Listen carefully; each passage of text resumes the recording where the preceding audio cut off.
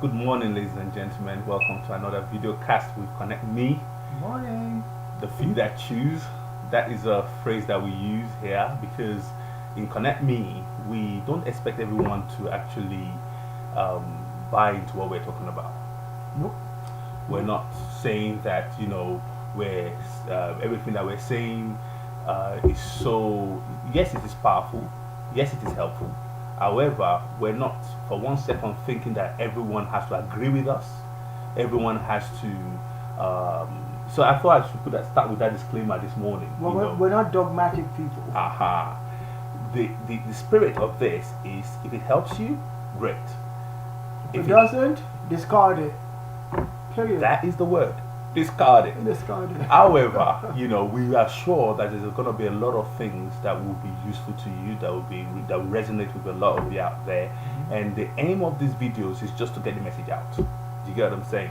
Because once the message is out, that is the important thing that we're looking to achieve here. Because we've said from the previous podcast or videocast that we want to be a blessing. Period. Anything that comes after that is just consequential, whatever. More of a gift, actually. I think when he says the few that choose, it's predominantly prerequisite on the act of the will. So we're not trying to lull you somewhere. We're not putting a carrot before you. We're just giving you the facts. In fact, not facts. Facts can be improved upon. We're giving you the truth. As we are discovering it, we are sharing it with you. So facts can be improved upon, but the truth stands on its own. And what another thing I'd love to say is that while we're doing this, a lot of people have we've got feedback, obviously. Oh yeah. People have said that why are you squashed in there? We're using what we got. We're using what we got because we see what we find is that a lot of people have so many plans and so many ideas, but they never get to do it because they never get to the point where they think they have everything that it will take. Because they're waiting for certain things to happen before they do it. The thing is, the truth you have will dry up or will find somewhere else to express itself. The people who need to hear it don't get to hear it, so it doesn't work. So we're using what we have. Obviously, we're not going to stay here forever. We're going to end up having better equipment, and we can do a lot more. But that's what we got. This will be vintage. This will be vintage. Yeah, well, but vintage is good. Of course. Then people be like, oh, remember when Mr Phil and Zari used to squeeze themselves into the camera? And another thing that comes to mind is someone like Microsoft. Oh yeah. They actually, if you notice Microsoft products, they are always updating. That means that they release their products way before it is perfect. Oh yes. And they made the market out of that. And the thing is, you see, this squashy that you see here, I predict it's going to be widescreen soon. Because there's space for widescreen, just not wide there. But it won't stop us. It shouldn't stop us. We have possibilities. Definitely. And that is the spirit that we are sharing with you. That, don't do what you have, or what you want to do with what you have. Yeah. Don't wait till you have all the tools that you think you need, because most of the time you even find out that it's not really the tools, it's you just getting on with it that matters. And some of you have said, improve this and improve that. Now it's nice idea. I mean, of course, a guy told me, we've written everything down. When the time comes, all the changes will come. But it's good that people are watching. Of course. And mindful that they want it to be better. Of course. But we're not running a race here. No. We're not competing with anyone. No. We're us. We're us. I think I saw a quote by Martin Luther King recently. He says, the right time is always the right time to do the right thing. Excellent. So now is the now. Right so while we're waiting for when we get the equipment, what's the point? Just choose what you got. Now, something just hit me. Last week, someone accused us of trying to be smart by saying we don't want money. And he left a message on the... And he was trying to allude to the fact that maybe, this is another Nigerian gimmick. They say they don't want money, but they really want money because they're trying to say we're not chasing after money, but really they're chasing after money. And let me answer that one. We don't want your money. We don't need your money. Excellent. But we're going to do what comes naturally to us. Excellent. And because of the value exchange, if there's anything that is the motive and which we've made clear from the beginning, is that this is about value exchange. Value exchange. Not about currency. No. Exchange. No, not the value exchange. And the thing is, should you desire to bring something forward or ask us, you want to, because you want to see us do better things, be able to bring better information to you, because this is useful to you, useful to us, we will take it and you will see what it's doing. It's not to line our pockets, it's not to do any of those things, but then again, that's just talking. But you see, we're masters at doing. Excellent. So we do a lot more. So that's a disclaimer. We don't want your money. I'm not your preacher. I'm not trying to tell you to go to slip down to your back pocket, get your notebook out, and no, we don't want that. We're not.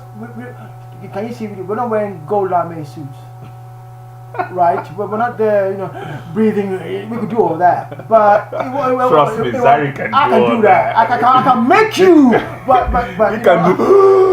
God will. Yeah, you can do all that. Emphysema and asthma and everything. I can do all that, but that's not it. It's not about the money. It's not about that. It's about giving quality. Excellent. And if you feel quality and you want to get it more qualitier, and if you want to be a blessing, really. Yeah, go ahead. Because we're not going to stop any one of you that says, you know what, this is my gifting. I actually do videography, and I want bring to it on. Bring it on. This is part of the value exchange. Somebody out there we can better this.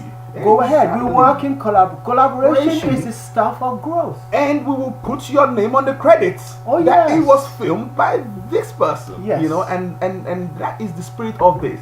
So we are doing what we're doing purposefully at this level, because if we want to be all prim and proper, we could be on TV. And we have been on TV. Oh, we have been on TV with big massive cameras and lights and action and makeup and all that stuff. My leg was shaking and was I remember. They heard his leg tapping. I was like, I'm on live. All over Africa. Live on television. Then they had to take another take. And ladies and gentlemen, my leg stopped shaking because I was like, stop. It was live to Africa, imagine. Yeah, it was amazing. They had a tapping, it was wonderful. So we've had that experience as well, So this theme about money is something that is going to be coming over and over again, because there's so many facets of it. One story I want to quickly share this morning is about my mechanic. I'll probably put his picture up.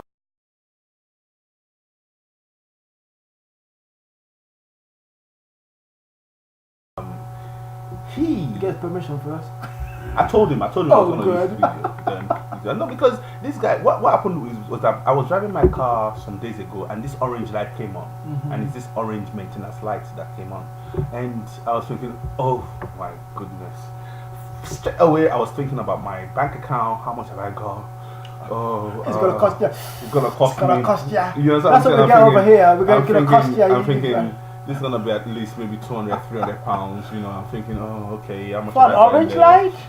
It could be anything. Well, anything, yeah, and I'm not a mechanic or whatever. Some people will think, oh, Mr. Phil, you're good. There's a jungle out there. Anyway, all the years I've been in the UK, I've never taken my car to a mechanic except this one. It didn't cost you. That didn't cost me anything.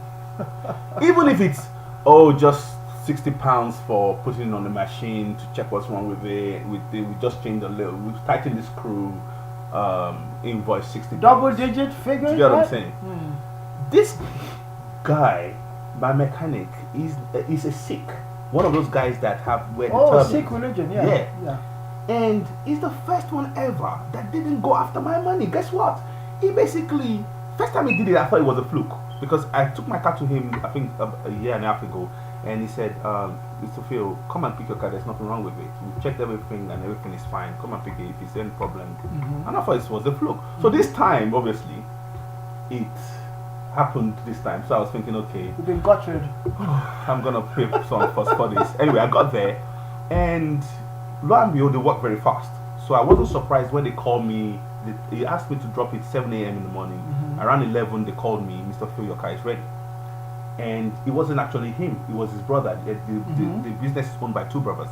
And he said, my brother told me to tell you that we've checked it, we couldn't find anything wrong with your car. Just come and pick it up. And I was like, so how much is that? And it was no charge, nothing.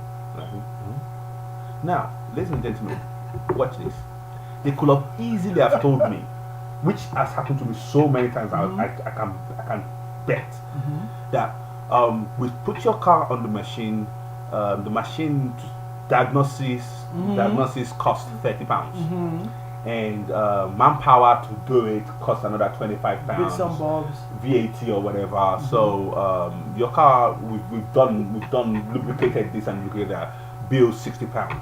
You know what? I would have gladly paid £60. Yeah. I would have gladly paid £120, probably to even £200. But guess what this guy said? I was like, what? No charge? He said, no, nothing. I'm like, nothing? They said nothing. You know what? I said, you did it once. I thought it was a fluke, but you're doing it again now. And you know what? That thing just hit me right here. You know why? This is exactly what we're talking about. This guy is making me know I don't need your money, Mr. Phil. I'm doing my job. I'm doing my service. I'm giving you service. Yes. Now I can tell you, anywhere I am in the world, if the guy bills me for anything next time, I trust him. Of course. He has earned my trust. Yeah. Now, and money can't buy that. It can't. Money can't buy trust at all, because trust takes a long time to build. And people who understand trust are people who live by trust, which means whatever they do, every transaction they do. But it's an inner condition where I will do my very best, and it's a consistency. So if anything is to be charged for, it's because it needs to be charged for. It has to be charged for. So now his mechanic has differentiated themselves out from every other mechanic. I'll take my car to them and forever. You know what I'm saying? I know people travel across boroughs to get to a particular shopkeeper, to get to a particular store. You know, now I know what it is. You go, why you go that far? Because they know what they get there. They can't go in, the value they get. So it's worth the petrol money, it's worth the hassle, the traffic. Because when I get there, I know what I'm going to get, than trying to take my chances with all the other cowboys around us. So it's intelligent self-interest. Imagine how Nigeria, because we know Nigeria right now, one of the things you all out there in Nigeria, you're suffering from this. I've been there. You know that you can't trust anyone. Everyone, like someone was talking to me the other day, and he said that everyone is like a middleman in Nigeria now. That it was actually, this guy is actually a pastor, and he was telling me he went to Nigeria, and anything he wanted to do, they would say, "Oh, I'll get you the person." But by this, oh, you need a carpenter, I'll get you the carpenter. But by the time it gets to the carpenter, he says, "Now, how much does it cost you? Is it 100 naira? Okay, 100 and charge the guy 120 naira. 20 naira is mine." And I've been in a place where someone told you when we traveled the last time, is you asked him how much is it to do X, and he told you, I didn't know. 500 naira, and everyone in the room went. I didn't see all that. You know why? Because everyone in the room knew that each is asking for 500 naira from you, but it cost 25 naira. Wow, and he was family. There you go. There goes the blood. Now I'm not blaming the guy. It's the culture of where he is. That is considered smart in that culture. But in reality, it is stupidity. It is foolishness, because I was in the room and I would never trust that guy, because I knew everyone that was around me too knew he was fleecing you. I was being shafted right in front of everybody. Everybody kind of like. Well, I didn't catch their eye. I told you later. Afterwards, but that was that. The money had gone by then. Now, next time he tells you anything, you double check now. Yeah, find out exactly what it is. And there was something put on Facebook by someone yesterday, and it said something along the lines, I'm paraphrasing here, and usually it's not as good as the real words, but here I go. And the person said, when you lie to somebody, they move on, but you are left where you are. Yes. Because they grow, they get over it. True. but you're left where you are. Now he's taking 25. We've got to end actually. This is let's stop. Part 2 coming up. Yeah.